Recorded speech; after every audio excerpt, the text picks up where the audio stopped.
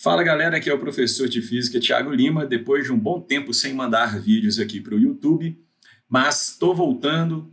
Meu interesse agora é em colocar mais conteúdo aqui para vocês, e para que isso continue acontecendo, eu preciso que você demonstre um certo engajamento com as postagens. Então eu vou estar sempre aqui colocando assuntos relacionados à física, videoaula. Então, se você gostar do conteúdo, se você já curte aqui o canal, clica aí no gostei, deixa algum comentário, porque isso ajuda esse conteúdo de física a chegar um pouquinho mais longe. E chegando um pouquinho mais longe, eu tenho mais motivação e às vezes até um retorno financeiro, porque dá trabalho para fazer esse negócio aqui.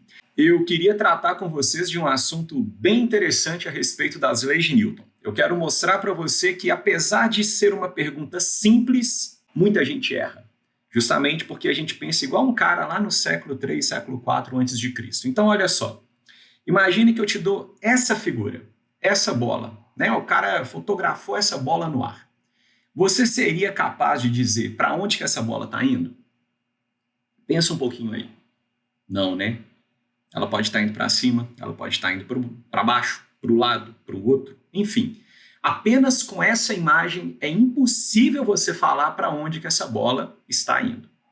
Agora eu vou mudar um pouquinho. Eu vou adicionar um agente físico representado aí nessa figura, e aí você me fala se aí sim é possível determinar para onde a bola está indo. Vamos lá?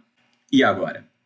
Você é capaz de falar para onde que essa bola está indo? Nessa cena, o que eu adicionei? Eu adicionei a força que atua nessa bola, a única força. Eu estou desprezando a resistência do ar. Eu estou te dizendo que na hora que eu tirei essa fotografia, havia apenas a força-peso puxando essa bola para o centro da Terra. E agora? Você seria capaz de dizer para onde que essa bola está indo? Se você disse que essa bola está indo com certeza para baixo, infelizmente você errou. E essa aula é para você que ainda acha que para onde a força que atua num objeto aponta é para onde o objeto vai se movimentar. A força, ela é uma grandeza física que modifica o movimento do corpo. Ela não fala para onde o corpo vai. Quem fala para onde o corpo vai é a velocidade. E eu vou te mostrar que essa velocidade ela pode ter várias possibilidades de direção e de sentido. Uma maneira legal de você entender isso é pensar o seguinte: a força, ela mostra para onde o corpo quer ir. Não quer dizer que o corpo está indo para esse lugar, quer dizer que ele gostaria de ir para esse lugar. E aí eu vou mostrar aqui para vocês algumas possibilidades de movimento em que a única força que está atuando no corpo é o peso, justamente igualzinho aí nessa figura. Então, bora lá? Então, primeiro, essa bola poderia estar descendo igual a maioria de vocês pensou? Poderia. Se você simplesmente solta a bola, ela vai para onde ela gostaria de ir, porque justamente a força-peso está puxando essa bola para baixo. Desse modo, quando você solta a bola, ela vai ter uma descida acelerada. A velocidade é para baixo, a força que a puxa é para baixo, e isso vai fazer com que a velocidade dela aumente durante a descida. Então, é uma descida acelerada. O problema é que a gente sempre pensa que o objeto está indo para onde a força está apontando, porque a gente sempre remete à ideia de que esse objeto estava parado e você vai abandoná-lo. Aí certamente ele vai para onde a força aponta.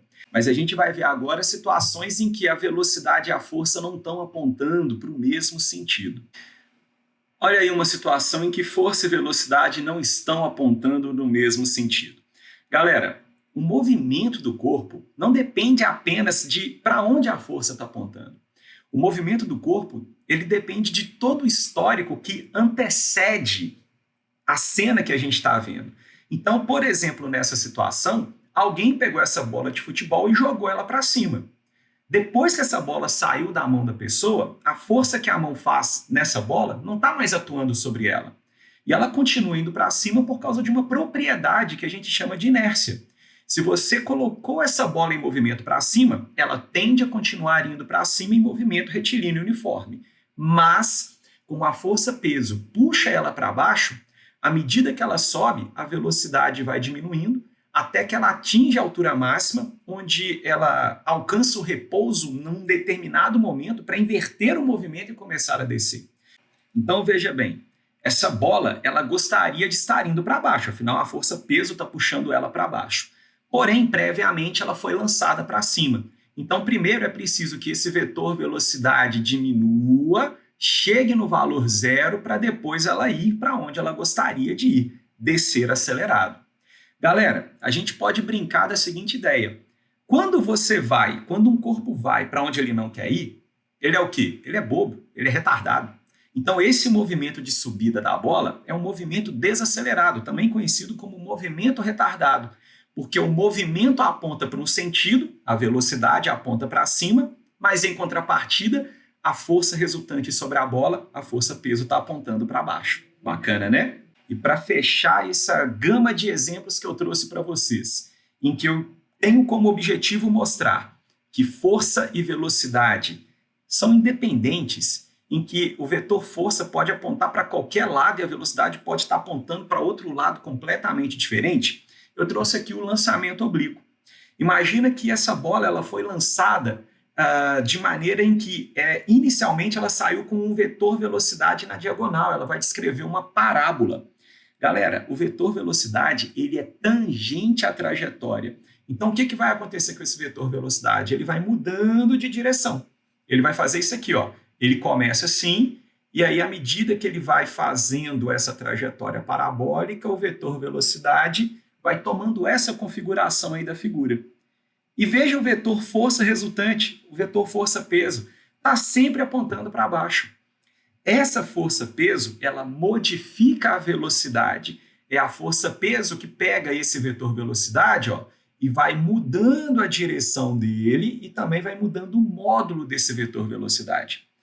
Ou seja, a bola gostaria de ir para baixo, porque é para onde a força-peso está puxando ela. Mas como previamente ela foi lançada de uma determinada maneira, o vetor velocidade ele vai se comportar dessa maneira. O vetor velocidade não necessariamente tem que apontar para onde a força está apontando. Aristóteles era o cara que achava que força e movimento eram praticamente sinônimos, que se um corpo estava indo para frente, tinha que ter uma força empurrando ele para frente. Se um corpo estava indo para cima, tinha que ter uma força empurrando ele para cima. Galileu Galilei mostrou que não era bem assim. Galileu mostrou que o movimento de um corpo ele é influenciado por uma força, mas que mesmo na ausência de forças, um corpo poderia estar em movimento. Por exemplo, no movimento retilíneo uniforme. Belezinha? Então essa é uma aula um pouquinho diferente, é uma aula mais curtinha, onde eu não estou trazendo todas as explicações necessárias para você compreender a dinâmica do movimento dos corpos. O meu objetivo aqui é te mostrar que como o vetor força e o vetor velocidade se comportam num modelo bem simples de exemplo. Belezinha? Então, se você gostou dessa aula, deixa aí a sua curtida, se você ficou até aqui. Deixa comentário aí falando se você gostou ou não gostou. E eu espero te ver por aqui mais vezes. Um grande abraço. Tchau, tchau.